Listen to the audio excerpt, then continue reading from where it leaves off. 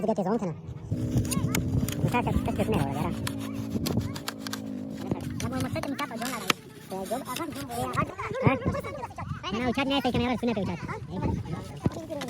असं नाही एवढं लावू का ना उनी असं सही आहे असं नाही एवढं का ना फ्रूट प्लांट नाही